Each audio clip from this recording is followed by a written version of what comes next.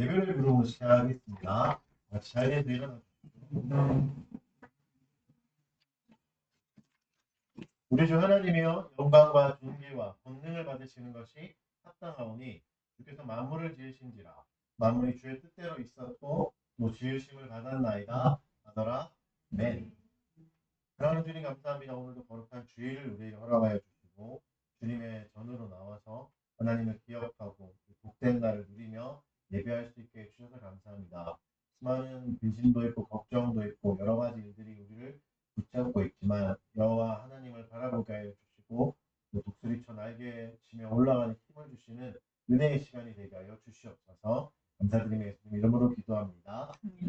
찬송하겠습니다. 96장 누가 96장 예수님은 누구신가 우는 자의 위로와 없는 자의 풍성이며 천한 자의 높음과 잡힌 자의 노임되고 우리 기쁨 되시네. 예수님은 누구신가 약한 자의 강함과 눈먼 자의 빛이시며 병든 자의 고침과 죽은 자의 부활되고 우리 생명 되시네. 예수님은 누구신가 주한 자의 정함과 죽은 자의 생명이며 죄인들의 중보와 멸망자의 구원되고 우리 평화 되시네. 예수님은 누구신가 온 교회의 머리와 온 세상의 구주시며 모든 왕의 왕이요 심판하실 주님 되고 우리 영광 되시네. 다같이 신앙 고백하겠습니다. 사도신경으로 우리 신앙을 고백합니다. 전능하사 천지를 만드신 하나님 아버지를 내가 믿사오며 그의 아들 주 예수 그리스도를 믿사오니 이는 성령으로 잉태하사 성령 마리아에게 나시고 본토 빌라도에게 일어나사 십자가에 못 박혀 죽으시고 장사지 사람의 죽은 자 가운데서 다시 살아나시며 하늘에 불사 전능하신 하나님 우편에 앉아 계시다가 저리로서 산자와 죽은 자를 심판하러 오시리라. 성령을 믿사오며 거룩한 공예와 성도와 서로를 교통하는 것과 죄를 사하여 주시는 것과 몸이 다시 사는 것과 영원히 사는 것을 믿사옵나이다. 아멘. 자리에 앉아주시오. 십계명 교독하겠습니다. 오늘은 하이델베르크 요리문답 105문에서 107문 6계명 부분을 문답하겠습니다.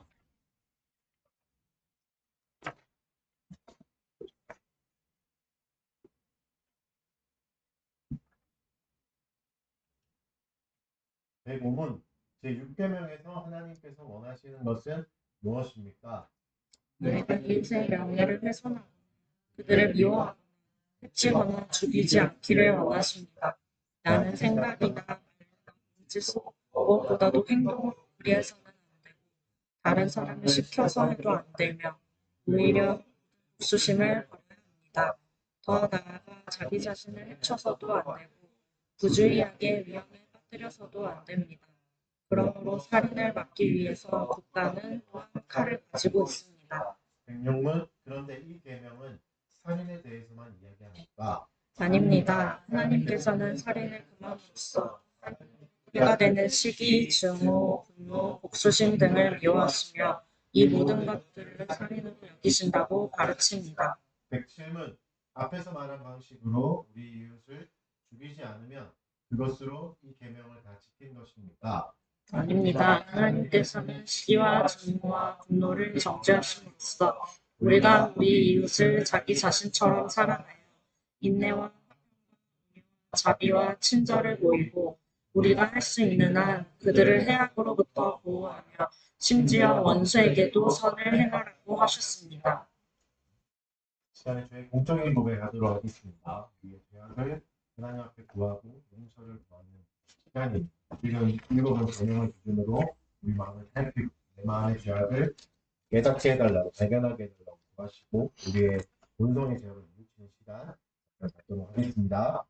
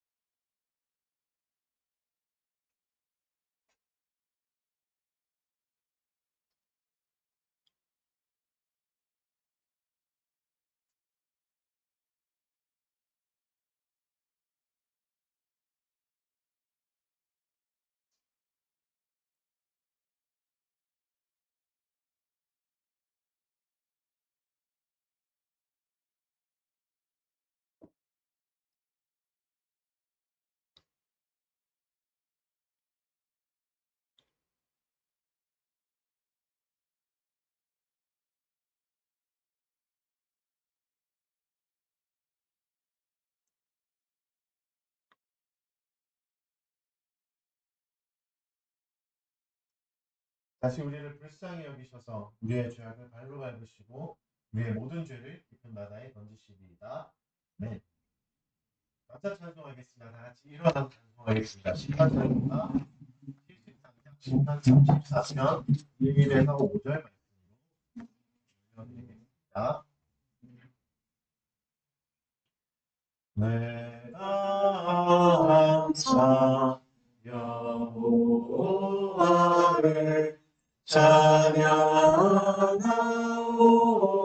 찬양하오리니 내 입술은 하나님을 송축하리로다. 내 영혼이 여호와를 내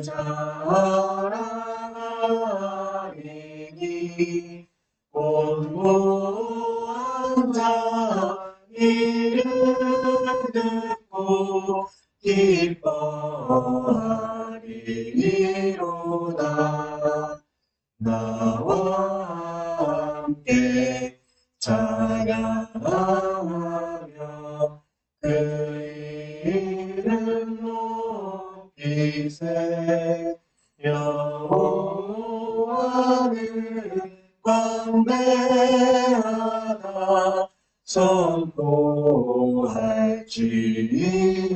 선포할지어다.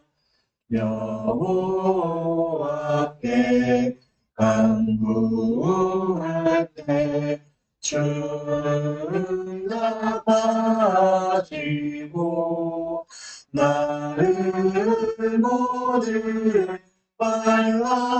환난에서 구원하리로다. 주를 찾고 하는 자 그 얼굴 빛나며 영영토록 부끄럽지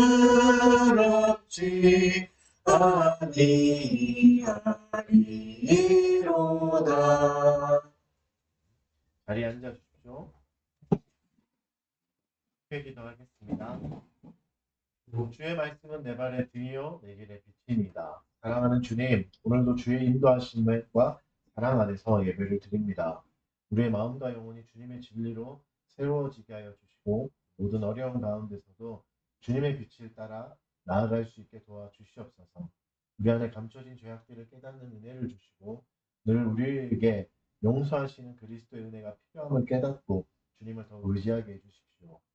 내 안에 있는 미움과 시기와 분노들이 죄로 이어지지 않게 하여 주시고 그리스도의 용서가 내게 펼쳐진 것처럼 위의 이웃에게도 용서를 베풀게 하여 주십시오. 한 사람도 품고 용납할 수 없는 우리의 작은 마음에 괴로워하고 슬퍼하오니 우리를 불쌍히 여기시고 주님의 마음을 품을 수 있게 하여 주십시오. 우리 인생의 많은 시간을 복수로 보내기도 했으니 우리를 불쌍히 여겨 주십시오. 오직 주님의 선하심만을 바라며 주님 앞에 회개합니다. 그리스도께서 주시는 은혜의 방편을 온전히 경험하고 이를 올바로 사용하며 풍성하게 누리게 하시며 모든 성도가 주님의 말씀 안에서 자라고 믿음이 깊어지는 교회가 되게 하여 주십시오. 우리의 모임과 예배가 주님의 영광을 드러내며 또 서로 사랑하고 섬기는 참된 공동체로 성숙해지게 하시고 세상 속에서 주님의 빛과 소금의 역할을 감당할 수 있게 하여 주시옵소서. 세상 곳곳에 퍼져 있는 고난과 불의 가운데서도 이 땅에 주의 정의와 자비가 넘치게 하여 주시고 우리 각자가 주님의 약속을 의지하며 희망과 용기를 얻는 삶을 살아갈 수 있게 도와주시옵소서. 우리의 기도와 찬양이 결국 주님께 전달되어서 주의 이름이 모든 곳에서 높임을 받게 하여 주시옵소서. 달빛교회 교우들을 위해서 기도드립니다. 차가운 날씨 속에서 우리의 몸과 마음이 주님의 온기로 따뜻하게 보호되고 감싸이게 하시며 건강을 지켜주시옵소서. 그런 삶에서 마주치는 수많은 문제와 도전들 가운데서도 주님께서 베푸시는 지혜와 통찰을 간절히 구하게 하여 주시고 말씀을 통해 그 문제를 올바르게 해석할 수 있는 해결하는 능력도 우리에게 주시옵소서. 각자에게 보내신 자리, 부르신 자리에서 담대함과 신뢰로 주의 뜻을 실천하게 하여 주시고 서로 격려하고 사랑하는 공동체로 성장할 수 있게 인도하여 주시옵소서. 내일부터 청소년 수련회가 시작됩니다. 1박 2일의 시간 동안 건강하게 지켜주시고 어려운 시기에 청소년들이 잘 배우고 다른 것을 익혀서 건강한 어른으로 자랄 수 있는 기회가 되게 하여 주시옵소서. 참여하는 모든 사람에게 영역 간의 강건함을 허락하여 주셔서 모든 것이 협력하여서 선이 되는 은혜의 시간이 될 수 있도록 도와주시옵소서. 이 모든 말씀을 우리 주 예수 그리스도의 이름으로 기도드립니다. 말씀 보겠습니다. 오늘 마태복음 9장 9절에서 13절입니다.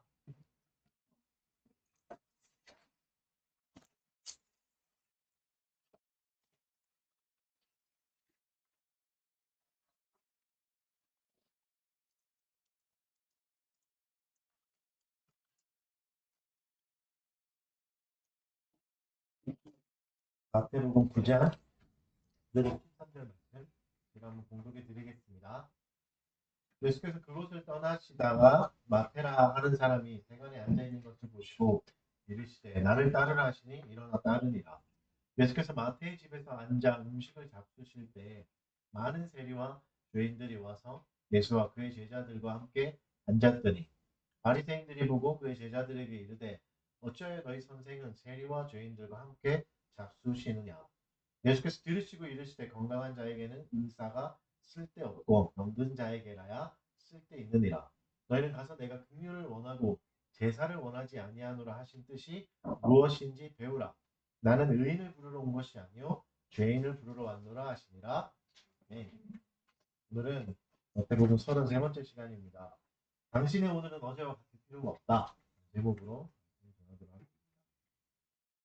여러분 이제 기억에 남는 여행 같은 게 좀 있으십니까? 좋은 여행 갔다 온 경험들이 있다면 기억이 이제 추억이 된 거죠.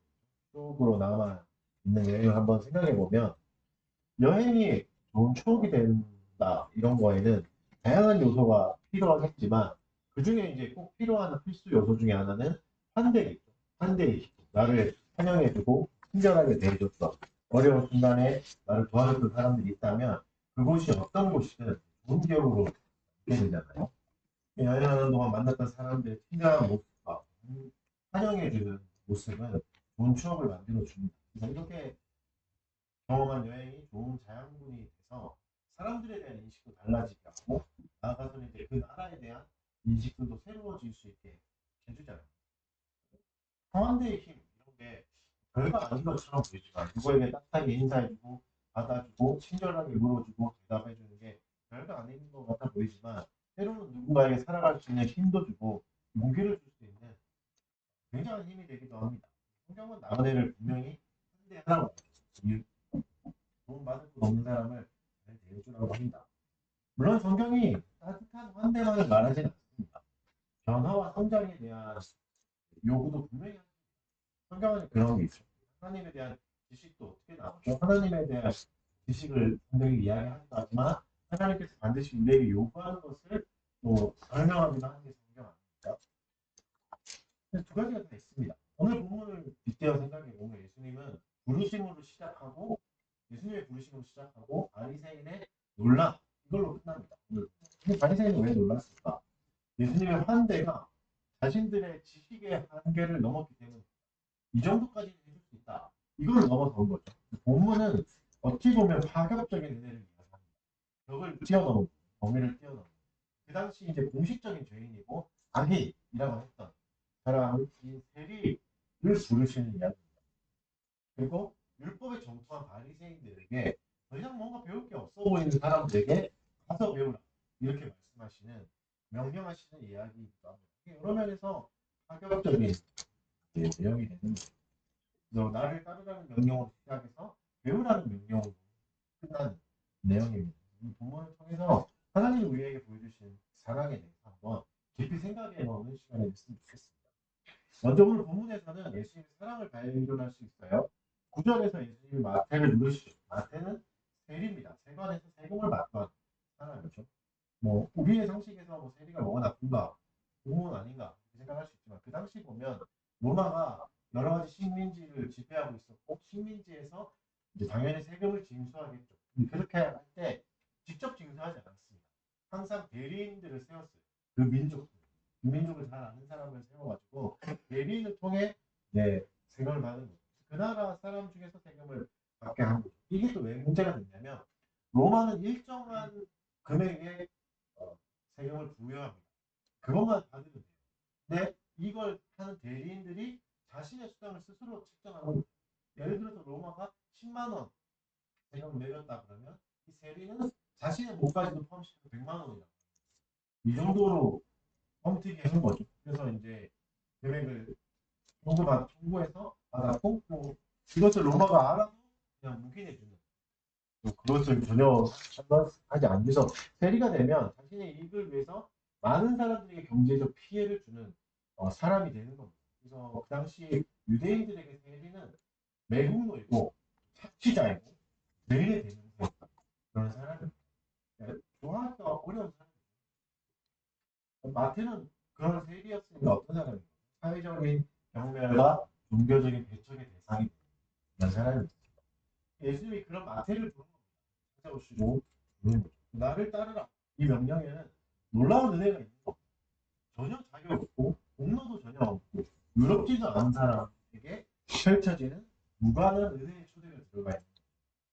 이 초대는 누구에게 가겠습니까?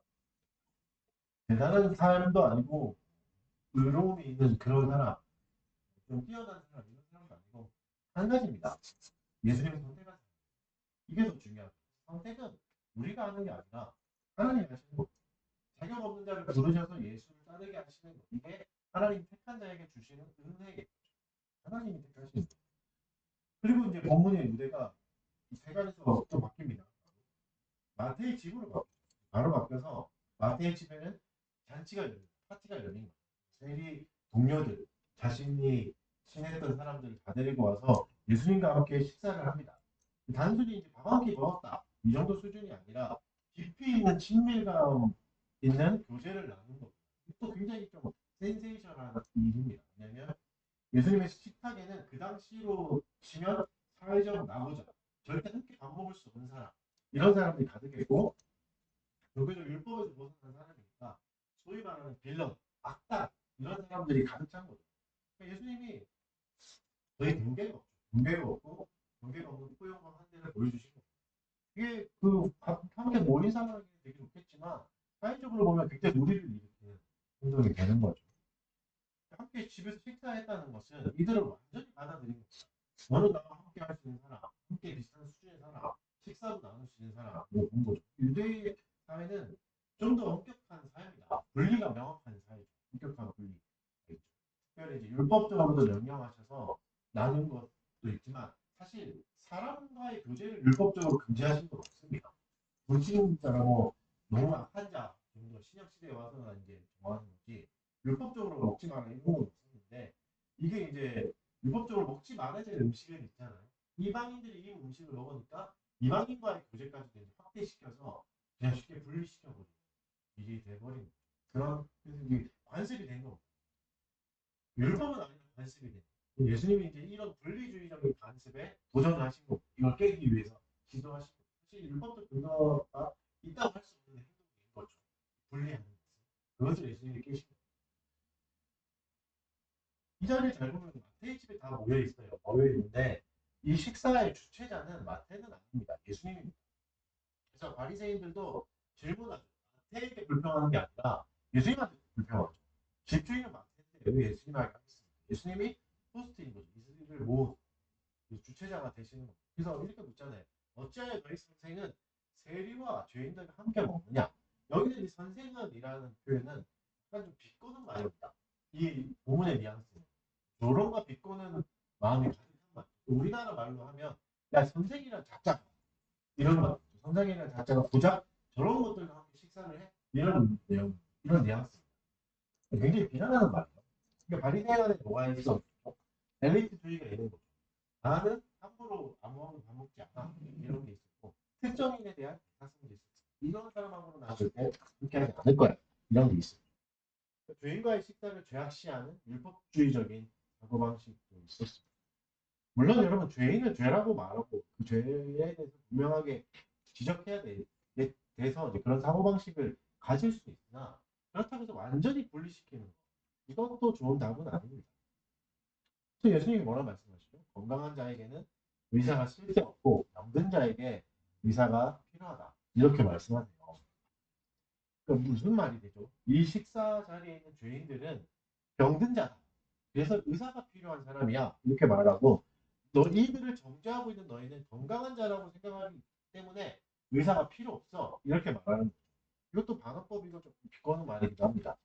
바리새인들의 자기의 의로 나는 건강해 이런 마음들 나는 이걸 판단할 수 있어 이런 마음들 그 영적인 무지 이들을 헤아릴 수 없는 무지를 분명히 지적하는 거예요. 그래서 너희가 이렇게 의롭다고 생각하는 동안에 너희의 무지와 완악함은 절대 치유받지 못한다. 무서운 경고입니다. 여기서 사실 놀라운 점은 예수님의 관점이 변합니다. 예수님이 우리에게 관점의 변화를 주세요. 어떤 거죠? 죄인에 대한 변화를 주십니다. 이해가 변화돼요. 대부분의 사람은 죄인을 어떻게 생각하죠? 우리도 그렇죠? 죄인을 무언가 실패한 사람, 선을 향하다가 실패한 사람 이렇게 생각하기도 하고 완전히 어긋난 길을 가버린 사람, 돌이킬 수 없는 길을 가버린 사람 이렇게 여기잖아요. 그 당시도 마찬가지예요. 근데 예수님이 이런 관점을 전환시켜버립니다. 실패한 사람이 아니라 뭘로 보죠? 무언가가 온전한 사람으로 완전히 달라지는 거예요. 그러니까 모두의 미움을 받는 죄인에게서 예수님이 뭘 읽어내신 겁니까? 필요를 읽어내신 거예요. 그들의 진짜 필요, 그들의 진정한 원함을 읽어내신 거죠. 그래서 어떻게 되죠? 죄인 모두의 사람 미움을 받는 죄인에서 병든 자로 변화되는 거예요. 관점의 변화가 일어나죠. 그래서 뭐가 생깁니까? 이 죄인들에게 가능성이라는 게 생깁니다. 일단 이 당시의 죄인이라고 하면 그냥 끝난 겁니다. 뭐 죄인이 지옥에 가야 되는 사람, 지옥에 뗄까 이런 가능성이 없기 때문에 병든 자가 되면 뭐가 생기죠? 치료의 가능성이 생기죠. 치료할 수 있다, 나을 수 있다, 의로워질 수 있다. 그러니까 도움이 필요한 사람이다. 이것을 예수님이 부각시켜 주시는 거예요. 죄인에 대한 관점이 완전히 바뀌는 거예요. 여러분 여기서 중요하게 우리가 생각해야 될 게 예수님이 우리의 근원적인 필요를 찾아내신다는 거예요. 이게 굉장히 중요합니다. 왜냐하면 우리는 자신의 근원적인 필요를 잘 알지 못해요. 내가 진짜 필요한 게 뭔가. 그래서 내가 가지는 감정도 헤아려보고 생각도 헤아려보고 내가 지금 원하는 것들이 있잖아요. 그런 걸 산술적으로 생각해서 만약에 그게 100가지라고 치면 예를 들어서 100가지라고 치면 그 중에 진짜 나에게 필요한 것이다. 진짜 내 것이 몇 개나 될까요? 때로는 하나도 없을 수도 있습니다. 하나도 없을 수도 있어요. 그렇죠? 왜냐면 내가 했던 대로 내가 원했던 감정대로 행했을 때 스스로 필요를 판단하고 추구했지만 만족스러운 결과가 없을 때 너무 많았잖아요. 이게 아니었구나 이런 때가 많잖아요. 그러니까 내가 생각하는 것들 이게 아무리 많다고 해도 내게 아닐 수 있는 겁니다. 그러니까 진짜 내 생각 내 감정이라고 생각했던 것이 진짜 필요한 것이 아닐 수 있습니다. 오늘 본문의 마태를 보면 마태도 그랬겠죠. 자기의 생각도 있었을 거고 원함도 있었을 겁니다. 그것을 나름대로 채워가면서 살았던 결과가 뭐죠? 세관에서 세금을 받는 세리가 되는 겁니다. 어찌 보면 그 시대에 굉장히 똑똑한 일이고 자수성가한 거죠. 돈도 벌었고 집도 살 정도의 목표를 이뤘다고 할 수 있습니다. 경제적 안정과 보상도 이런 받는 삶을 살았을지도 모릅니다. 그런데 그게 진짜 자신이 필요한 건 아니었죠. 어떻게 할 수 있죠? 예수님 마태를 부르셨을 때 지금껏 자기가 추구했던 모든 것을 한 번에 버립니다. 그리고 예수님 따라 버리잖아요. 이게 내가 필요한 것이 아니었다는 걸 알고 바로 버리게 됩니다. 그래서 여러분 우리에게는 의사가 필요합니다. 어떤 의사요? 우리의 필요를 정확하게 판단해주는, 진단해주는 의사가 필요합니다. 나도 모르는 것을 알아채고 정확한 치료도 해주는 의사가 필요합니다. 누구예요? 네? 그리스도 예수입니다. 예수 그리스도입니다. 예수 그리스도는 우리에게 가장 좋은 치료자입니다. 의사입니다. 아픔을 고쳐주는 것도 있지만 가장 나이가 원하는 것들, 필요한 것들을 알고 고쳐주시는 거예요. 이 의사를 만나기 전까지는 우리의 진정한 필요를 알아채지 못하기도 합니다. 예수님이 놀라운 의사라는 것을 보여주시죠. 여러분 대단한 의사. 현 시점에서 우리 한국에서 대단한 의사는 어디 있습니까? 굉장히 의리의리한 사무실과 엄청난 건물 이런 데 있잖아요. 그래서 자기를 찾아오는 환자를 치료해주는 의사가 대단한 의사예요. 근데 예수님은 어떤 의사가 되시죠? 찾아가시는 의사. 길거리로 찾아가시고 모두가 저곳은 더럽다. 여기 가지 말자. 세관 이런 곳을 가셔서 손가락질하는 곳과 직접 찾아가시는 의사라는 걸 보여주십니다. 가장 타고난 의사가 직접 다니시면서 필요를 찾아주시는 거예요. 자기가 필요한 것을 필요한 데를 아시고 가셔서 찾아가셔서 치료해 주시는 의사입니다. 예수님이 이렇게 우리를 찾아주시는 겁니다. 그 말은 뭐죠? 우리도 치료가 필요한 병든자다. 이 말입니다. 예수님이 먼저 우리를 찾아와 주셨고 먼저 우리에게 사랑을 베풀어 주셨습니다. 이런 예수님의 태도에 바리새인들은 반발하죠. 선을 넘었다. 사회적인 합의를 깼다. 하나님 예수님 오히려 뭘 말씀해 주시죠? 하나님의 긍휼을 말씀해 주십니다. 그러면서 인용하시는 게 말씀 같이 읽어보겠습니다. 마태복음 9장 13절 말씀 같이 읽겠습니다. 시작. 너희는 가서 내가 긍휼을 원하고 제사를 원하지 아니하신 뜻이 무엇인지 배우라. 나는 의인을 부르러 온 것이 아니요 죄인을 부르러 왔노라 하시니라. 가서 배우라 이렇게 하는 문장은 랍비식 표현입니다. 랍비가 사용하는 표현이거든요. 그러니까 율법이 정통하다는 바리새인도 무지한 부분이 있음을 선생의 입장에서 지적하는 굉장히 좀 자존심 상하는 부분이기도 하겠죠. 바리새인 입장에서. 그리고 이 말씀은 호세아 6장 6절이에요. 호세아 6장 6절을 인용하시면서 결국 예수님의 행동이 어디서 나온 걸 말씀하시는 거죠? 하나님의 말씀으로부터 나온 나의 행동은 근거가 있어. 성경의 근거가 있는 말씀이야. 행동이야. 그래서 호세아 6장 6절 나는 인연을 원하고 제사를 원하지 아니하며 언제보다 하나님을 아는 것을 원한다. 이렇게 말씀하시는 걸 인용한 거예요. 이 말씀은 당시 이스라엘 백성이 형식적인 종교 형태 이거에만 신경을 써서 이것만 하고 진짜 하나님과의 관계는 떠나버려서 사람들을 사랑하지 않고 이웃을 사랑하지 않는 이것에 대해서 하나님이 지적하시면서 회복을 촉구하는 말씀입니다. 너희 제사는 그렇게 열심히 드리지만 나와 영혼이 깨졌다. 자기가 원하는 것은 그게 아니다. 긍휼이다. 이렇게 말씀하십니다. 예수님의 말씀은 행동은 구약의 메시지를 계승하는 겁니다. 바리새인도 깨닫지 못해서 말씀을 가르쳐 주셨죠. 하나님은 제사보다 긍휼을 원하신다. 이게 하나님의 사랑이고 마음이고 사랑의 본질이다. 물론 이게 제사가 필요 없다는 말은 아니죠. 무엇이든 우선이다. 무엇이든 우선이다. 제사도 물론 드려야 되지만 긍휼이 더 크다. 이것이 먼저다. 그래서 우리가 바리새인처럼 우리의 지식들, 나의 지식들, 경험, 생각을 의지하면서 나의 무지함과 완고함을 돌아보지 못할 때가 너무 많습니다. 오랫동안 신앙생활을 하면서 굳어진 것들을 붙들고 그것이 어느새 여전히 있다는 것도 알아채지 못할 때가 너무 많아요. 나는 이렇게 좀 해왔으니까 설교를 많이 읽어왔으니까 공부를 많이 했으니까 설교를 많이 들었으니까 이제 어느 정도 판단할 수 있어. 물론 맞는 말이지만 이것도 어느샌가 묻어져 있을 수 있고 긍휼을 행하는데 모자랄 수 있습니다. 그래서 어떻게 해야 되죠? 바리새인도 해야 됐던 것처럼 우리는 늘 배워야 됩니다. 그래서 이 말씀을 통해서 제사보다 긍휼이 더 우선되는 가치임을 알려주시면서 이걸 또 배워라. 이걸 실천해라. 그래서 진짜 예배는 긍휼과 사랑의 실천까지 이어지는 사랑이 결여된 종교는 흑백에 불과한 것처럼 사랑의 실천이 안 되는 예배는 진정한 예배가 아닌 게 되는 거죠. 이렇듯 여러분 우리가 여기서 뭘 발견할 수 있습니다. 하나님의 은혜 언약에 대해서 생각해 보시죠. 사람 편에서는 어떤 기준도 없는 하나님 차별 없는 부르심으로 우리를 찾아주시고 구원하시는 하나님의 사랑을 발견할 수 있고 이것이 하나님의 약속하신 은혜의 언약이고 또 이것을 우리가 믿고 따르고 실천하는 것이 예배다. 세상보다 긍휼이 더 중요하다. 말씀하십니다. 정리하면 예수님은 죄인을 그대로 받아주시고 있는 모습 그대로 받아주시고 긍휼을 베푸는 사랑을 보여주십니다. 그런데 이 사랑은 단지 넓은 포용에만 머무르지 않습니다. 두 번째 사랑을 생각해 변화시키는 사랑도 한번 생각해 봐야 되는데 예수님의 사랑은 그런 경계 없는 포용에만 머물러 있어요. 여기서 우리가 다 포용해 주면 되는가? 그렇지가 않아요. 왜냐하면 예수님의 제한 없는 환대를 받은 후에 마태는 어떻게 됐죠? 세리의 삶을 완전히 청산합니다. 변화됐죠. 그리고 예수님의 제자가 됩니다. 이후에 나중에 보면 예수님이 돌아가시잖아요. 십자가에서 돌아가서 제자들이 다시 뿔뿔이 다 흩어집니다. 그 중에 베드로는 어떻게 하는지 기억나시죠? 다시 업으로 돌아옵니다. 나는 다시 고기 잡으러 간다. 난 사도가 아니고 어부야. 업으로 붙게 해요. 근데 세리였던 마태는 세리로 돌아가지 않습니다. 자신의 직업으로 돌아가지 않습니다.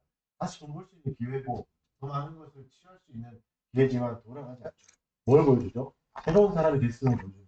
그래도 나는 다시 돌아가지 않는다. 예수님이 돌아가셔서 모든 것이 실패했지만 그래도 나는 세리로 돌아갈 수 없다. 이렇게 한 거예요. 그리고 우리가 읽고 있는 복음서를 기록한 사도가 돼요. 예수님의 부르심에 반응해서 자신의 모든 것을 버린 겁니다. 버렸다는 건 다시 돌아가지 않는 거죠. 그리고 그 이후에 자신의 집에 자기가 비슷한 친구들을 불러서 예수께로 인도하고 삶의 영역에서 마태의 삶의 영역에서 변화가 일어난 겁니다. 직업이 변했고 가치관도 변했습니다. 또 사람들과의 관계도 완전히 달라졌어요. 이제는 예수님과 사람들을 연결해주는 주체가 됩니다. 그러면 나의 이익을 위해서는 기꺼이 돈도 받고 세리도 받고 욕좀 먹고 돈 벌지 이랬던 사람이 기꺼이 예수님과 사람들을 연결해주는 사람이 됐습니다. 어떻게 이렇게 변할 수 있었을까? 예수님을 받아주시는 사랑이 있었기 때문이죠.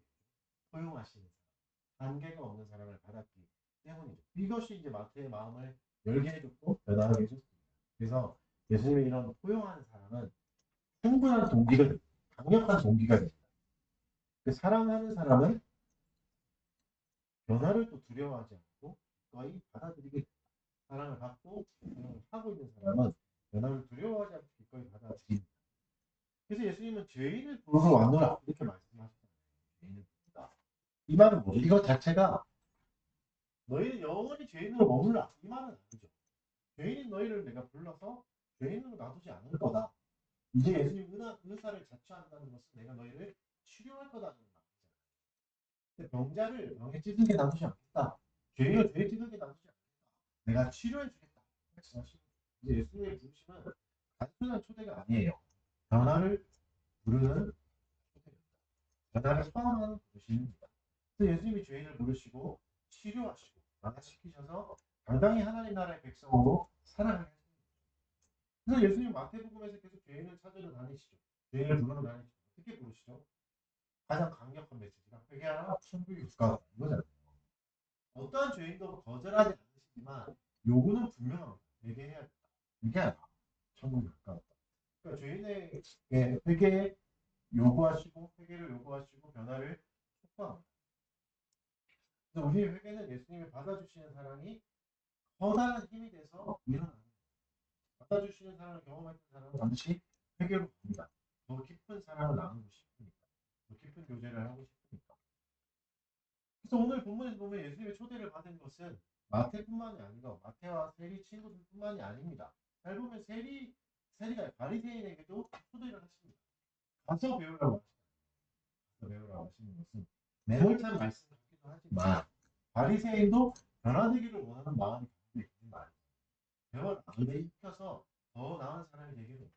하나님을 더 잘 이해하기를 원합니다. 하나님 말씀을 잘 이해하고 실천하기를 원한다는 마음이 다친 마음으로 성경을 보지 말고 하나님이 주시는 관점으로 다시 봐. 하나님이 뭘 말씀하시는가? 그것이 네 삶, 지금 네가 사는 방식이 진짜 말씀과 맞는가? 다시 점검해 보라고. 하나님 마음에 대한 이해를 촉구하시는 것. 이것도 초대입니다. 은혜의 초대. 바리새인들에게도 기회를 주시는 것. 물론 이게 바리새인들에게 자존심 상하는 일일 수 있습니다. 내가 율법을 정통한 사람인데 나한테 배우라. 이런 건 되게 자존심 상하는 말이죠. 상하고 기분 나쁠 수 있습니다. 여러분 이게 우리의 교만이 깨어질 때 일어나는 감정입니다. 여러분 우리의 교만한 마음들이 교만할 때 잘 깨닫지 못하거든요. 언제 깨달아지죠? 부끄러움을 느끼면서 깨달아지죠. 내가 엄청 교만해. 그래서 우리가 교만이 깨지고 겸손을 되찾는 과정에서 감정은 상할 수 있습니다. 마음이 좀 상할 수 있습니다. 마음에 상처가 생기고 부끄러움이 생기기도 합니다. 이런 감정을 겪으면서 겸손을 되찾게 되는 거예요. 성자가 변하는 때로는 아픔도 있고 수치심도 있습니다. 그냥 이렇게 좋게 좋게 해서 막 변화되고 좋게 좋게 해서 스스로 깨닫고 이런 게 있으면 좋겠지만 여러분 우리는 죄인이라는 걸 잊지 마십시오. 의사가 필요한 병자는 스스로를 고칠 수 없어요. 수치심이 있을 수 있습니다.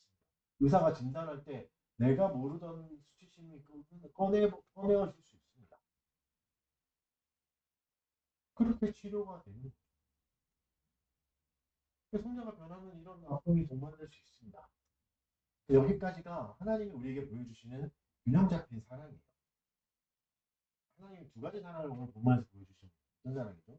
모든 것을 받아주시는 경계가 없는 사랑을 보여주시고 또 모든 것을 변화시키는 사랑도 보여주십니다. 이 두 가지 사랑이 분명히 필요합니다. 현실에서 이 두 가지 사랑이 심각하게 불균형을 이룰 때가 굉장히 많습니다. 가장 많은 게 받아주시는 사랑이잖아요. 받아주시는 사랑만 강조하면 어떨까? 이거는 여러분 뭐 많이 들어보셨잖아요. 누구나 사랑해야 된다. 다른 사람은 품어야 된다. 이거 많이 들었던 얘기죠. 요한복음 3장 16절에 그렇게 말씀하시잖아요. 하나님이 세상을 이처럼 사랑하사 독생자를 주셨으니 이는 그를 믿는 자마다 멸망치 않고 영생을 얻게 하려 하십니다. 모든 세상을 이 사랑 안에 포함하잖아요. 그래서 하나님이 세상을 사랑하신다. 누구나 초청받을 수 있다. 그래서 이 사랑이 있으면 더 많은 사람과 함께 할 수 있습니다. 이게 우리의 욕구와도 연결됩니다. 메슬로우의 욕구 단계론 기억나시죠? 그 밑에 있는 게 뭐죠? 소속감. 인간은 소속감을 원합니다. 소속되기를 원하고 사랑받기를 원하는 받아주는 공동체가 있거나 가족들에게 받아준다거나 친구들에게 사랑을 받는다. 무조건적인 필요와 지지를 받을 때 이게 충족됩니다. 메슬로우의 욕구의 단계에는 소속의 그리고 타인과의 긍정적인 관계를 통해서 정서적 안정도 나를 좋아해주는 사랑해주는 거, 인정해주는 거 할 때 안정감을 이런 안정감이 스트레스를 감소시키고 정신건강을 증진시켜줍니다. 그래서 많은 사람이 이런 사랑을 받아 누리고 싶어하고 원하고 찾고 있습니다. 그래서 많은 교회가 이 스탠스를 취하기도 합니다. 일단 나오세요. 무조건 다 받아들이겠습니다. 너는 그대로 괜찮습니다. 당신은 그대로 괜찮습니다. 요즘도 그런 책도 많죠. 그대로 괜찮다 이런 메시지 이런 게 굉장히 많잖아요. 그러니까 이게 인간의 욕구가 딱 맞닿아 있기 때문입니다. 물론 좋은 거예요. 필요한 거니까. 그러나 이것만 있다면 분명히 기쁘고 좋은 일이지만 이상한 일이 아닙니다. 죄가 그대로 방치됩니다. 죄악들이 방치됩니다. 여전히 너 그대로 있어도 괜찮다는 말은 성장이 없다는 말이에요. 성장이 일어나지 않아요. 그래서 그 공동체가 어떻게 되죠? 덩치만 큰 유치원생을 만들어버립니다. 또한 너는 괜찮아 이 메시지만 계속 듣는다면 영적인 침체가 오히려 일어나기도 합니다. 내가 오랫동안 이 공동체에 속해 있었고 오랜 시간을 보냈는데 왜 이렇게 나 계속 사람들과 부딪히고 갈등이 생기고 이걸 왜 해결하지 못하지? 그리고 세상에 왜 이렇게 괴로운 일이 많지? 내가 하기 싫은데 해야 될 일이 많지? 왜 이렇게 슬픔이 많지? 내가 왜 이렇게 억울한 일이 막 분노가 많을까? 이런 문제에 해답을 얻지 못합니다. 왜냐면 나는 괜찮아. 나는 문제가 없습니다. 이게 해결할 문제가 안 되는 결정적으로 변화와 성장이 일어나지 않습니다. 많은 사람을 모을 수 있으나 절대 변화와 성장이 일어나지 않습니다. 많은 교회가 커다란 어린이집의 역할만 하게 되는 거죠. 사실 부설로 어린이집을 하는 것 같아 보이지만 나중에 전체가 그냥 어린이집 하는 경우도 많습니다. 물론 어린이집은 너무 좋은 곳이고 저도 언제라도 돌아가고 싶은 곳이었어요. 어린이집에 어린이만 있는 게 아니라 청소년도 있고 청년도 있고 중년도 있고 노년도 있다면 굉장히 괴로운 곳이에요. 그런 곳을 만들어가는 그래서 뭐가 필요하죠? 변화시키는 사람이 필요합니다. 성경을 변화시키는 사람을 말씀하십니다. 고린도후서 5장 17절 그런즉 누구든지 그리스도 안에 있으면 새로운 피조물이다. 이전 것은 지나갔으니 보라 새로시되 너는 괜찮아야 되지 그것도 있지만 또 로마서 12장 2절 너희는 이 세대를 본받지 말고 오직 마음을 새롭게 함으로 변화를 받아 하나님의 선하시고 기뻐하시고 온전하신 뜻이 무엇인지 분별하더라. 이 세대를 본받지 말고 새롭게 해라. 마음을 새롭게 해라. 분명히 말씀하시고 이렇듯 하나님의 부르심을 받은 사람은 변화가 요구됩니다. 악한 세리가 예수님의 제자가 되기도 하고 사도가 되기도 하고 성경을 기록하는 사람이 되기도 합니다. 물론 여러분 이렇게 변화하는 사람을 또 주장한다면 어떻게 될까요? 그 공동체는 쉽게 율법주의적인 공동체가 됩니다. 너는 이것도 안 되고 저것도 안 되니까 또 훈련해야 돼. 성경 더 많이 읽고 공부 많이 해. 그러면 뭐가 되죠? 서로를 정죄하는 게 일상입니다. 서로를 기준으로 쳐서 판단하고 정죄하는 게 일상이 돼서 관계가 또 파괴됩니다. 사랑의 결핍이 도래하게 됩니다. 사랑이 없는 공동체가 됩니다. 그런데 참 재밌게도 의외로 이런 공동체도 인기를 끌기도 합니다. 소위 말하는 빡센 공동체, 빡센 교회도 인기를 끌기도 합니다. 왜냐하면 인간은 또 기본적으로 자율성과 유능과 관계성을 충족시키려고 하는 요구가 있기 때문입니다. 이걸 자기결정 이론이라고 하는데 이게 뭐냐면 강도 높은 훈련이나 이런 걸 변화를 외부에서는 되게 이상한 강도처럼 보지만 그 안에 있는 사람은 자신의 한계를 극복하는 기쁨이 있거든요. 그러면서 유능함을 증명할 수 있어요. 내가 이걸 다 했어. 내 이 빡센 훈련을 다 받았어. 그래서 우리가 군대를 갈 때도 굳이 험한 군대를 찾아가는 사람들 너무 힘든 걸. 그래서 그게 평생 가죠. 갔다 와서 한 2, 3년 갔다 오는 게 평생 자랑이 될 정도고 그게 자기 결정 이론이에요. 나는 훨씬 더 유능한 사람이야. 이런 걸 다 이겨낸 사람이야. 하는 거죠. 그래서 여러분도 이게 적당한 수준의 도전은 스트레스를 이제 위험이 아니라 기회로 만듭니다. 이걸 유스트레스라고 하는데 유스트레스는 좋은 스트레스거든요. 성장하고 변화할 때 항상 촉매제가 되는 게 유스트레스. 그래서 마감 기간이 다가올 때 오히려 집중력이 올라간다. 시험 기간에 뭘 봐도 다 재밌죠. 집중력이 올라갔어요. 그런 것처럼 이제 유스트레스. 고된 훈련 자체를 긍정적인 경험으로 승화시키는 이런 게 또 생기죠. 또 여기 뭐가 있냐면 인지 부조화도 생깁니다. 내가 엄청난 투자를 한 거, 엄청난 노력을 기울인 일에 대해서는 자꾸 나를 속이는 거죠. 긍정적으로 평가하는 경향이 있습니다.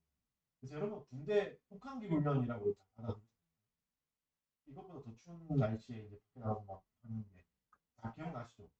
욕했던 것밖에 생각 안 나시지 않습니까? 욕만밖에 안 나와요. 근데 나와서는 좋았지 이렇게 이게 인지 부조화. 그 당시로 돌아가자면 욕만 밖에 안 하고 막 이렇게 했는데 돌아서면 되게 재밌다 즐거웠다 생각하는데 사실 가기는 힘들잖아요. 그래서 군대가 가장 그런 효과를 인지 부조화를 많이 일으킵니다.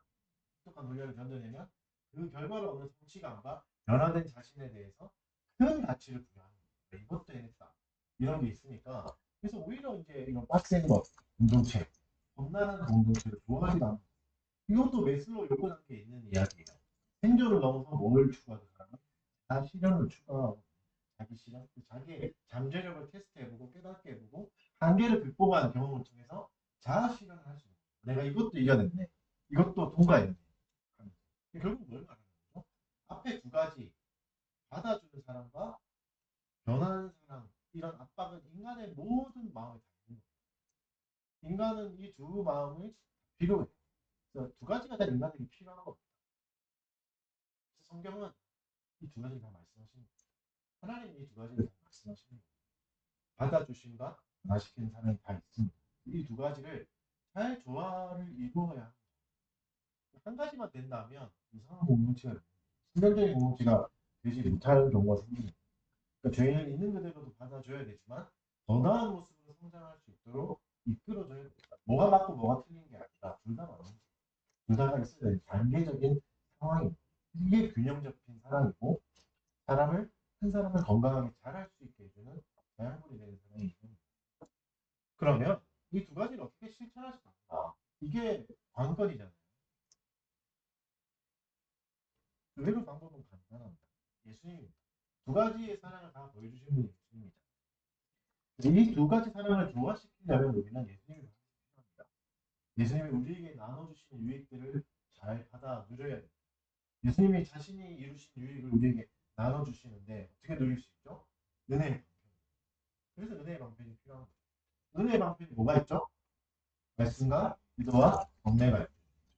말씀과 기도와 성례를 올바로 사용하는 이유가 여기 있습니다. 여기 두 가지 사랑이 말씀을 통해서 전체 선포하고 말씀을 선포하며 성경 전체를 설교하고 배우면서 가야 되고 우리의 능력의 한계를 또 깨달아 가야 되고 계속 배우면서 그리고 풍성한 공급자가 되시는 분께 항상 구해야 하는.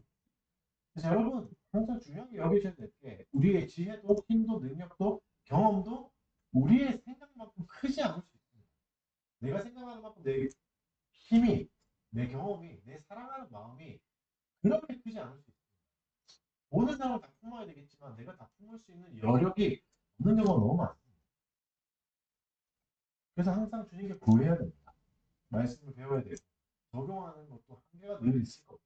그래서 계속 공부해야 되고 배워야 되고 또한 성례를 바르게 사용해야 됩니다. 무슨 말이죠? 성례를 바르게 사용한다는 것은 우리 자신을 스스로 돌아보는 시간도 필요하고 뉘우치고 주님의 공로가 필요함을 기억하고 은혜의 초대에 참여하는 매 순간 우리는 뭘 느끼는 거예요? 나는 병든 죄인이고 예수님이 오늘도 나를 초대해 주신다. 마태의 집에 초대해 주셨던 세리의 친구들처럼 주님의 식탁에 나를 초대해 주신다. 이 생각이 우리를 겸손하게 만들고 은혜가 필요한 존재임을 다시 자각하게 하는 거예요. 그것을 감각적으로 누리면서 누리게 하시는 거예요. 그래서 성찬할 때 오늘 빵은 맛있네. 다음 주에 뭘까? 이런 게 아니라 그리스도가 진짜 이렇게 감각적으로 역사하시는 거예요. 내가 진짜 은혜가 필요한 사람이 이거를 감각적으로 느껴야 돼요.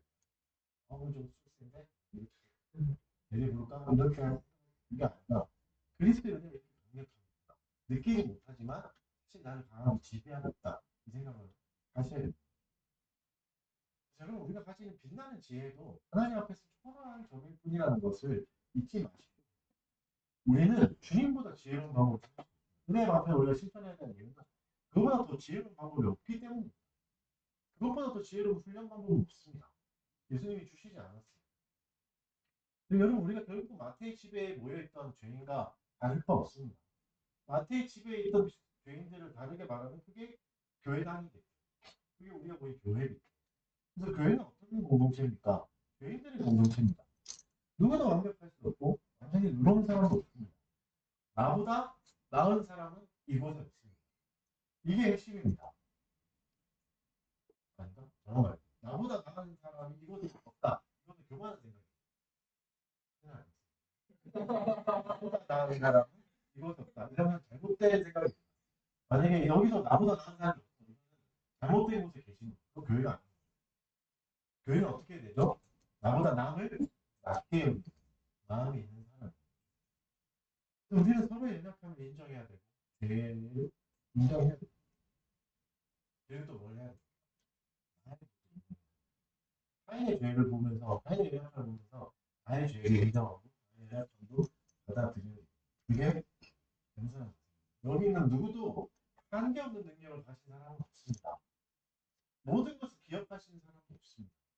모든 것을 다 설명하시는 사람도 없고 모든 사람을 다 소용할 수 있는 사람도 없습니다. 언제든지 다 틀릴 수 있습니다. 저도 틀릴 수 있잖아요. 그래서 뭘 준비해야 되죠? 언제든지 내가 틀릴 수 있다는 생각을 가지고 계셔야 됩니다. 그럼 뭐가 있어야 되죠? 사과할 준비를 항상 하시는 거예요. 사과할 준비를 항상 하고 계십니다. 미안하다. 그래서 몰랐다. 이 준비가 있으셔야 됩니다. 그리고 또한 언제든지 타인에게라도 배울 수 있는 중학생이라도 중학생에게라도 배울 수 있는 자세를 가지고 계셔야 됩니다. 그게 나보다 남을 낫게 여기는 거예요. 그게 있는 게 교회지. 너보다 못한 사람들 때문에 나는 너무 괴로워. 이건 교회가 아니야. 그건 죄인의 공동체가 아니라 그 공동체는 바리새인. 이 사람을 교회에서 충분히 실현하셨다면 내가 속한 조직에서도 실천하기를 바랍니다. 이 사회에도 그런 사람들이 많죠. 사회적으로 배척당하는 사람들이 있잖아요. 마태처럼 분명히 그들의 잘못은 있습니다. 그걸 두둔하라는 말이 아닙니다. 하지만 죄인을 우리가 좀 더 다각도로 봐야 됩니다. 예수님이 죄인에서 병든자로 오셨던 것처럼 입체적인 변화가 있어요. 죄인은 좀 더 입체적이고 복합적인 사람이라는 걸 잊지 마셔야 돼요. 대리는 자신의 잘못도 있지만 구조적인 악도 있는 거죠. 로마가 지배하고 로마가 이런 구조를 만들어서 여기에 사람을 넣는 악도 있습니다. 그래서 악인이 되기도 합니다. 구조적인 악에 떠밀려서 악인이 되기도 합니다. 우리에게는 우리 사회는 개인적인 악도 있지만 구조적인 악도 있다는 걸 잊지 마셔야 됩니다. 구조적인 악과도 싸워야 되고 변화를 위한 노력도 해야 되고 정치를 참여하고 우리가 정치에 신경을 쓰고 해야 되는 이유가 여기 있는 거죠. 가난한 자, 병든 자, 억압된 자, 소외된 자에게 긍휼을 베풀고 정의를 실현할 수 있을 구조적인 좀 더 입체적으로 사람을 바라보는 그 사람 저러니까 저럴 거야 이건 아닙니다. 더 많은 이유가 있습니다. 그래서 가장 좋은 건 뭐죠? 판단을 계속 보려 하는 거예요. 왜 저런지 이거는 모릅니다. 이건 내가 절대 알 수 없습니다. 저 사람이 왜 저렇게 행동하지? 이거 절대 몰라요. 왜냐면 본인도 모르는 경우가 많습니다. 본인도 모르는 걸 내가 다 알 수가 없죠. 물론 그 사람보다 타인이 더 잘 보기도 합니다. 그러나 근본적으로 판단해 줄 수 없어요. 그래서 판단을 일부시켜야 돼요. 그 죄인으로 낙인 찍힌 사람들을 벼랑 끝까지 몰지는 않아야 돼요. 오늘 예수님이 보여주신 건 그겁니다. 최소한의 삶이 유지될 수 있도록 도와줘야 돼요. 사탄만 죽을 때까지 사람을 몰아붙입니다. 그래서 누구도 그렇게 몰아붙여서는 안 됩니다. 피할 길을 두고 압박을 해야 됩니다. 변화를 요구하되 피할 길은 늘 있어야 됩니다. 그래서 최소한의 삶을 유지할 수 있고 최소한의 명예를 유지할 수 있게 해줘야 됩니다. 사회적 죽음에 이르는 길까지 가게 해서는 안 되는 바리새인의 교훈도 기억하십시오. 바리새인은 자기의 의에 갇혔고 율법주의와 형식주의에 갇혀서 진정한 사랑과 긍휼은 놓쳐버렸습니다. 율법에 정통한 그들도 배워야 되죠. 그래서 제자의 삶은 끊임없이 성장하는 삶이고 끊임없이 배우는 것이 전제되어 있습니다. 열린 마음으로 하나님의 말씀을 배우고 그것으로 세상을 해석해 나가는 일들이 게을러서는 안 됩니다. 변하는 세상을 계속해서 성경으로 해석해야 되죠. 그리고 또한 나도 바르게 대하셔야 됩니다. 나 스스로를 그렇게 대하셔야 됩니다. 나의 부족함과 연약함을 인정하면서 나를 너무 큰 정죄에 빠뜨려서는 안 됩니다. 누구도 예수님이 필요 없는 사람은 없습니다. 계속해서 나오라는 초대를 진지하게 고민해볼게요 할 수 있는 사람은 없다는 말이죠. 예수님이 부르시면 무조건 가야 됩니다. 그걸 내가 해야 하려고 여유가 없죠. 우리는 시급하게 예수님이 필요합니다. 이것이 항상 전제되어 있어야 됩니다. 그리고 하나님의 무조건적인 사랑을 잘 누리십시오. 이 사랑 안에서 자기를 받아들여야 됩니다. 그래야 다른 것을 치료해 나갈 수 있습니다. 이것에서 시작하는 시점입니다. 하나님의 기준으로 나를 해석하면서 건강한 자존감을 가져야 건강한 치료도 일어납니다. 이 건강한 자존감이 없다면 건강한 치료는 일어나지 않습니다. 건강한 치료가 안 된다. 나이가 성장과 변화가 잘 안 된다. 하는 건 뭐죠? 이게 없는 거죠. 건강한 자존감. 하나님한테 사랑받는 존재다. 나는 괜찮다. 이게 내 스스로 괜찮다 생각하지만 아니 아직 부족합니다. 제대로 된 자존감이 없는 거죠. 예수님의 사랑을 다시 한번 생각해 봅시다. 예수님의 사랑은 어떤 사랑이었죠? 죄인을 버리시지 않는 사랑입니다. 찾아와 주시고 받아주시고 변화시켜 주십니다. 더 나아가서 스스로 의롭다 하고 자신의 처지를 깨닫지 못하는 바리새인에게도 은혜의 손길을 내밀어 주시는 사랑. 이게 복음의 핵심이죠. 누구도 기절하지 않아요. 모든 사람을 포함한 우리를 포함한 모든 사람을 향한 하나님의 무조건적인 사랑. 결국 여러분 우리 마태의 입장을 믿지 마시고 그리스도의 요청과 부르심에 이리저리 고민할 여유가 없습니다. 즉각적으로 반응하고 변화를 받아들여요. 물론 이 과정이 항상 즐겁고 유쾌하지만은 않습니다. 자존심 상할 수 있고 수치심이 생길 수 있고 성경에는 얼굴이 뜨뜻해진다, 얼굴이 빨개진다 이런 표현이 있거든요. 그렇게 되는 일도 생길 수 있습니다. 그럴지라도 우리에게 다른 선택지는 없습니다. 그리스도 앞에 나아가는 수밖에 없는 거죠. 여러분 바리새인처럼 완악함과 자신의 의론에 갇혀서는 안 됩니다. 여러분 사탄은 늘 교묘하게 사탄의 생각은 우리의 생각으로 꾸밉니다. 우리가 원하는 것일 때 100가지 중에 사탄이 주는 게 훨씬 더 많을 수도 있어요. 그게 내 생각이다, 내 감정이라고 그럴듯하게 꾸밀 수 있는 거죠. 그래서 우리는 배워야 돼요. 다시 배우라는 초대는, 은혜의 초대는 지금도 계속되고 있어요. 두 가지 사랑이 필요합니다. 받아주시는 사랑, 변화시키는 사랑. 그 속에서 실천해야 돼요. 나의 사랑을 또 실천해야 되고 세상에 예수님을 드러내야 됩니다. 예수님 사랑을 드러내야 돼요. 예수님 사랑이 두 가지 방향이 있는 거죠. 여기 모인 모든 분들, 달빛교회 모든 성도들께서 하나님께서 받아주신 사랑과 하나님이 변화시키는 사랑, 바리새인까지 에게까지 향하는 은혜로운 초대가 충만하기를 주의 이름으로 축원합니다. 같이 기도하도록 하겠습니다. 말씀을 생각하면서 이 두 가지의 사랑, 우리의 오늘은 어제와 같을 필요가 없는 것. 하나님이 그 사랑으로 우리를 이끌어 가시는 것을 느끼며 구하는 기도 하도록 하겠습니다.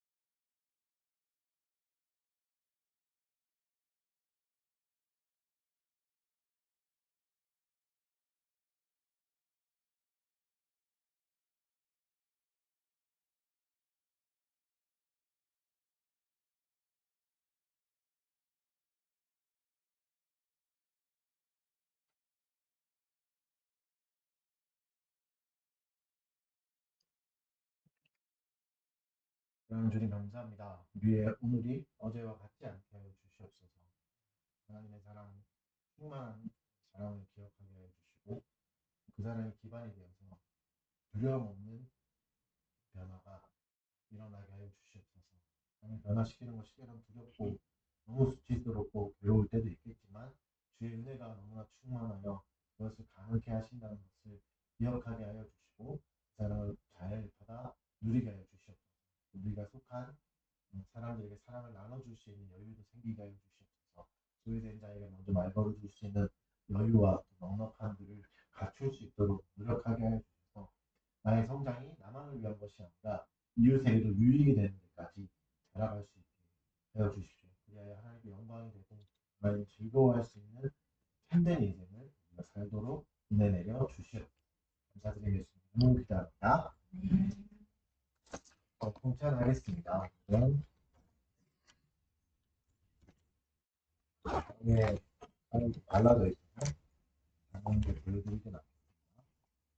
네, 보이는 말씀 이 성찬을 실행하도록 하겠습니다. 그리스도의 죽으심을 기념하는 장례이고 그리스도의 살과 피에 영적으로 참여하는 시간입니다.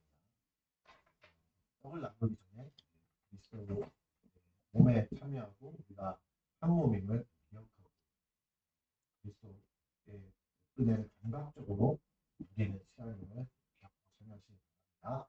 정말 기도하겠습니다. 사랑하는 주님 감사합니다. 예수님이 정하신 대로 그것을 모범을 따라서 떡을 나누려고 합니다. 그리스도의 몸을 나누며 그리스도 안에서 하나님 안에서 화목하게 된 존재를 기억하게 하여 주시고 우리 안에서도 이 화목을 이루어 나갈 수 있게 해주십시오. 이 사랑을 충분히 누리는 은혜의 시간 되게 해주십시오. 이름으로 기도합니다. 네. 한 분씩 나오셔서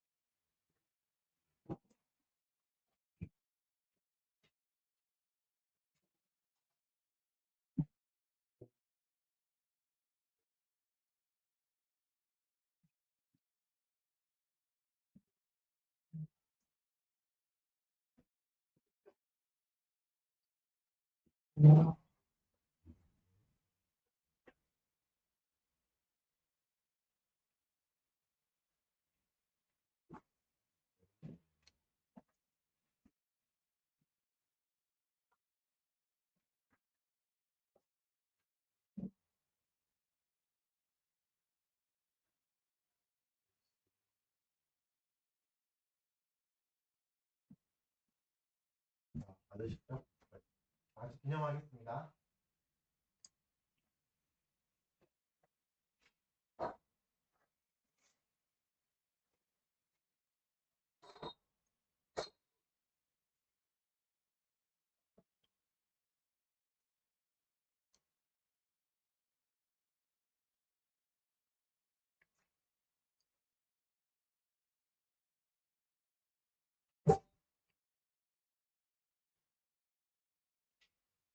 네, 이 시간에는 잔을 취하겠습니다. 잔을 나누겠습니다. 그리스도의 보혈이 지금도 우리에게 흐른다는 상징이고 영적으로 임재하신다는 것 믿음으로 고백하는 겁니다. 무슨 말이죠? 제3의 은혜가 지금도 있다. 우리를 받아주신다. 우리를 이렇게 이끌어 가실 것이다. 이걸 기념하고 기억하는 은혜의 시간입니다. 그리스도께서 이렇게 십자가에서 피를 흘리신 것처럼 우리에게 그 그리스도의 보혈을 나눠 주셔서 한 몸이 되게 하시고 다하여 주셨습니다. 한 분씩 나오셔서 잔을 받으시고 건너시겠습니다.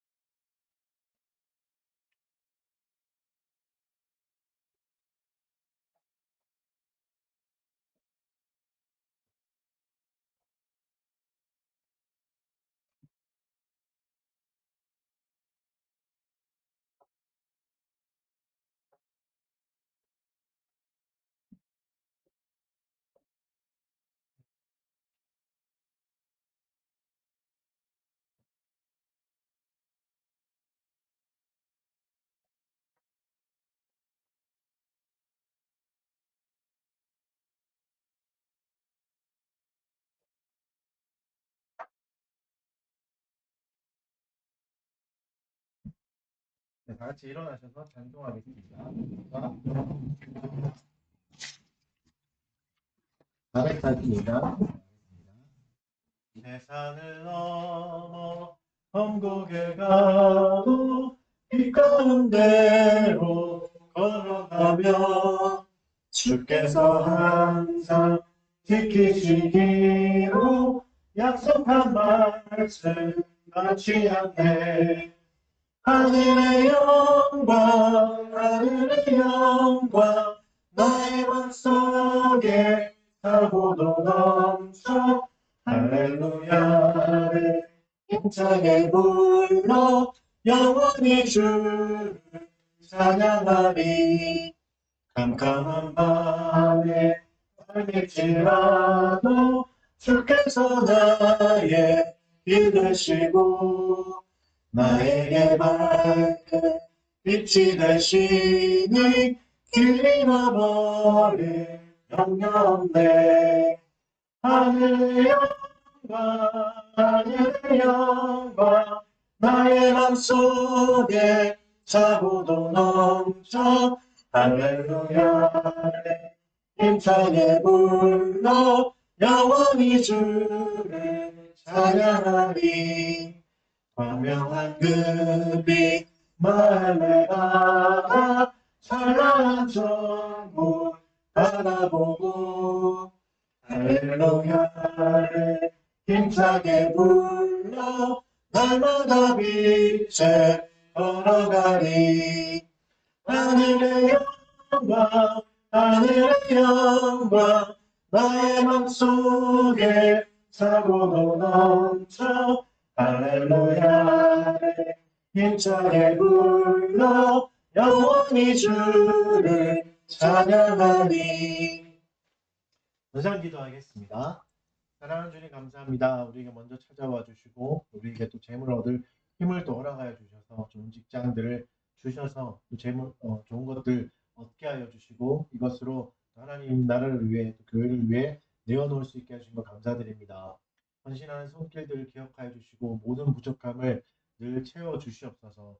드리지 못한 손길들도 기억하여 주셔서 그들에게 은혜를 더하여 주시고 더 좋은 길을 열어 주셔서 하나님이 인도하시는 그 선하심을 잘 누리고 많은 사람들에게 인색하지 않고 넉넉한 사람이 될 수 있도록 축복하여 주시옵소서. 감사드리며 예수님 이름으로 기도드립니다. 네, 강복선언으로 예배 마치도록 하겠습니다. 주 예수 그리스도의 은혜와 하나님의 사랑과 성령의 교통하심이 너희와 함께 있을지어다. 네, 앉아주십시오. 청소년 수련회 이제 내일 있습니다. 시간표는 대략 그렇게 드린 대로 갖고 그러면 이제 처음